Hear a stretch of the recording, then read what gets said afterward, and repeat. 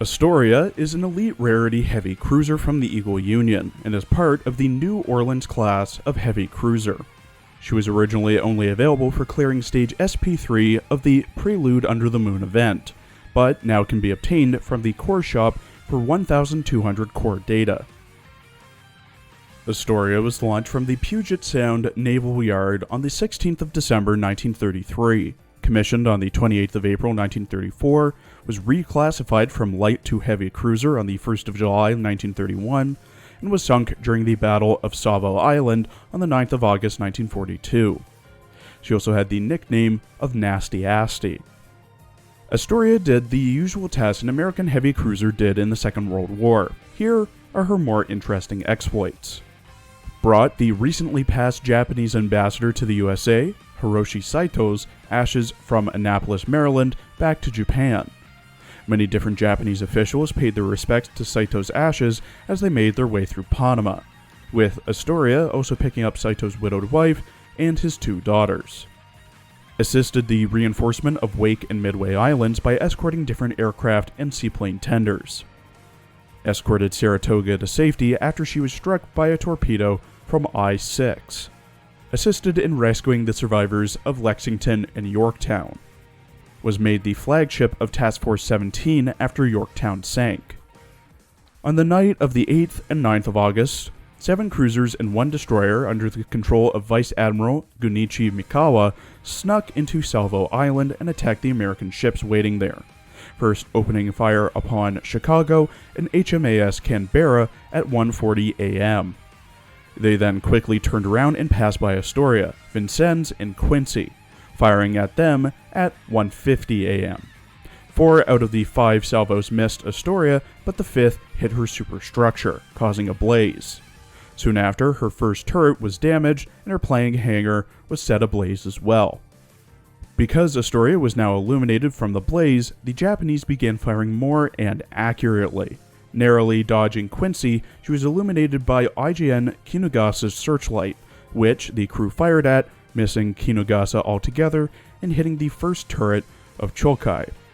By 3 a.m., the Japanese decided to withdraw, and Astoria had completely lost any and all steering and propulsion capabilities. She was hit 65 times, was on fire, and had 70 of her 400 crewmen dead or injured at the time. Those who could be saved were taken aboard another ship, while salvage crews from Hopkins and Wilson began to try and save Astoria. However, the fire still continued on below decks, and listing grew further and further, before Commodore William G. Greenman ordered the salvage crew to abandon ship. Astoria completely sunk by 12:16 p.m. on the 9th of August, with 219 of her crew missing or killed. In her character art drawn by Sky Freedom, Astoria wears a low-cut, shoulderless, white shirt with front flaps bended down a bit, a white shirt collar with a red tie and tie clip, detached, navy blue and red with white striped sleeves that have belts at the top, a cut-off navy blue coat with an anchor pin near the bottom, red pleated skirt, black thigh highs, white high-top boots with red toes, and 2 white belts behind her. Her rigging consists of a main armature that's attached to her waist, with a smokestack and superstructure behind her, as well as 2 armor pieces flanking the sides of her head, with 2 armatures to her left and right, both resembling the front of a ship's hull. The right side having 1 triple-barrel naval cannon and an AA gun, while the left side has 2 triple-barrel naval cannons and an AA gun as well. To her right is what appears to be a Vought OS-2U Kingfisher Observation Plate 2. In her voice lines, voiced by Yoshi Sakai, Astoria likes to call herself an older sister and be relied upon by the commander. チャース指揮官私はアストリアニューオーリンズ級のお姉ちゃんだよ困ったことあったら私に教えて相談に乗るからチャース私はアストリアニューオーリンズ級の長女なんでネームシップじゃないかってそりゃいろいろあったからねえへへまあお姉ちゃんとしての心得はあるから指揮官さえ良ければいっぱい私に頼っていいよちょっとムカつく。もう、私に頼ってって言ったのに。妹たちとは仲いいし、あの子たちのことも好きだけど、時々、つい考えちゃうよね。もしアストリア級って呼ぶことができたら、もっといいのになって。でももう大丈夫。今はお姉ちゃんより、もっと大事な私を見つけたから。指揮官、これからも、どんどん私を頼ってね。指揮官、もっと私に頼っていいよ。うんうん、私ってできる子。私、あまり頭良くないから、頭使う仕事はパスだけど、相談なら何でも乗ってあげるよ。ニューオーリンズ、いいお姉ちゃんになったよね。あのニューオーリンズが。ほんと、すごいよね。指揮官って物知りね。でもそんな指揮官でも、やっぱりわからないことはあるんじゃない？